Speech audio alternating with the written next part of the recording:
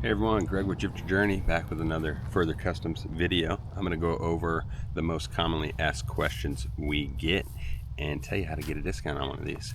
If you don't want to watch all the video, just look down below for the discount code. So this is the Further Customs Laguna 330, which is 3.3 meters, I believe, which comes out to like 11 feet, I think, 12 feet, somewhere right in there. We'll put the specs up on the page. But comes with the bimini top, comes with 2 padded seats, and oars came with it. Rope was on there, a bunch of tie down points, 2 handles. I put them up here to be able to drag it around, these handles, and 2 fishing rod holders, I believe, were the included things. Things that were added was this seat storage bag, which has a bunch of bins on it. We got 2 cup holders that I don't have on, but they can screw into here, and the UV cover, which down here in Mexico is super important because the sun's pretty intense and we have it out on the beach all the time. And transom wheels. These transom wheels were a test, and they would be great, but I think our motor might be a little heavy for them. So talk to Further Customs with, depending on your setup, you might want the inflatable version, or if they're going to update those, then they might be good, but I beat them up pretty bad. So most commonly asked question is what motor we got and what size we got. So we did a Suzuki 15 horse, and reason being, I asked, what the max motor size, which I think it actually says on here, max motor power 15. But I did ask if that was based off of the power or the weight, and I was told it's weight, and that I believe, don't quote me, but I believe it was 55 kilos for the transom can hold. So the 9.9, 15, and 20 are actually all the same weight. So I could have technically done the 20, but I was told it was overkill, and if you watch our speed video, it's overkill. You don't need it. So 15 does just fine. I see a lot of people traveling that have 9.9, 9.8. Some have 8s on them, and they, if they're tinkering around, works all right. But we wanted to be able to make sure we could get back if things get a little windy and out of control. So I went with the little bit of extra power just in case. As for handling in the wind, I was asked, how strong of winds have we been out in? I would say like 15 mile an hour, kind of sustained. We'll put up a clip with knee-high chop. No problem, just a little bumpy for the dog, so we try not to do it. But I think it could handle quite a bit more than that. Back to the boat itself.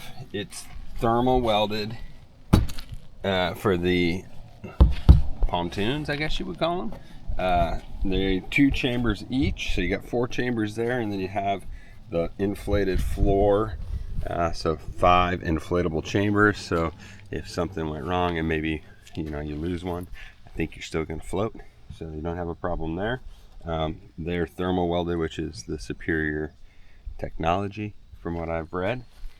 And coming around, we did a Vevor 3.5 pound anchor. Get a bigger anchor. This works great for just like throwing it up on the rocks, or if I put it down in some rocks and then throw some more rocks on top of it for extra weight. But as for just like anchoring in the sand somewhere, I don't know if it would be quite enough. So maybe look at we're gonna get the 7.5 pounder. Coming around, I think I already mentioned the bimini top is included. That was a big thing with this brand that I was excited about, because we like to hang out in the shade. For the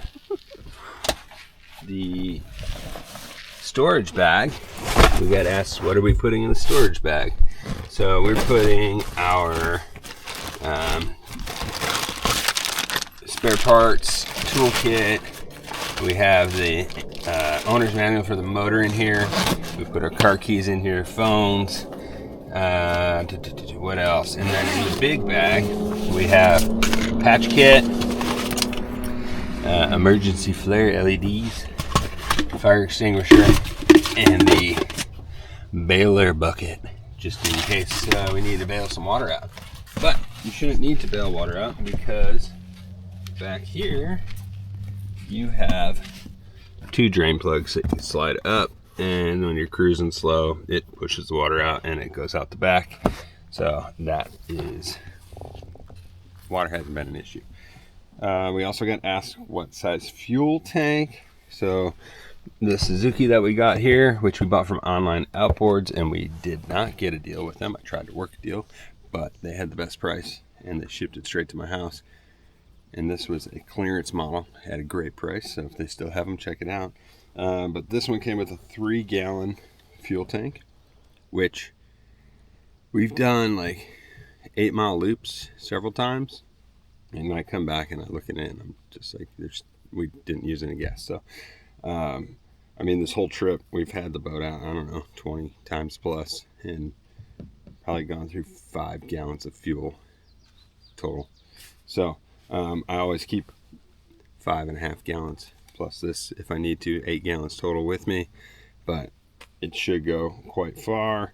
I asked the neighbor guy, and he was running I think he said a 5 or 6 gallon tank on his, and he said if he goes 8 hours all day, like 15-mile mission each way, he'll pretty much burn that.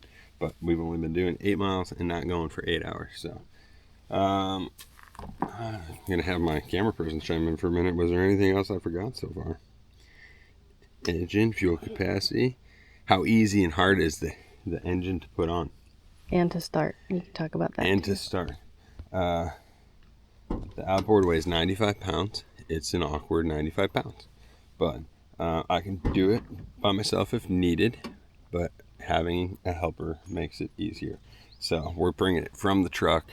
And then I got to get it out of the bin we made, which means it has to be in vertical mode. And we get it out and we lay it on the tailgate. We flip up it into the up mode here, locked out, so that it can fit on.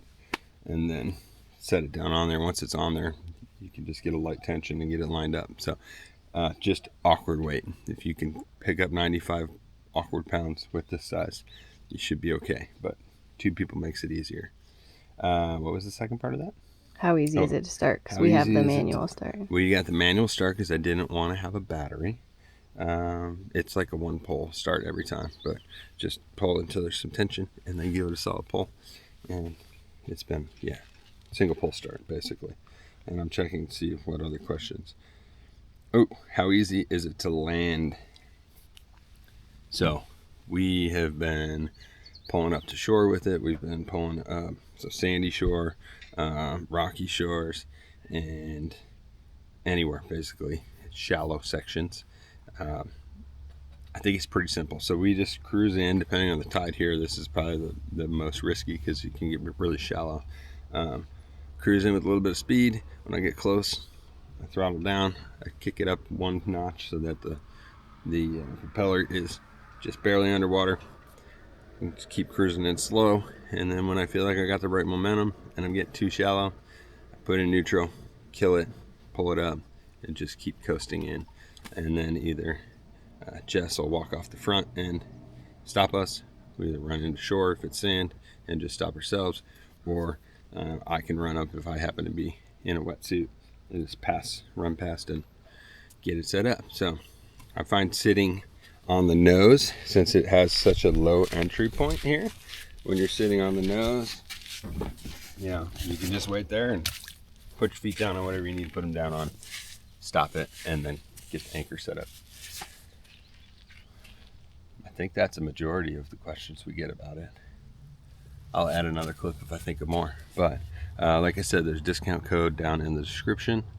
Purchase through that. It'll help you. It'll help support the channel. If you have any questions, comments, leave them. Thanks for watching.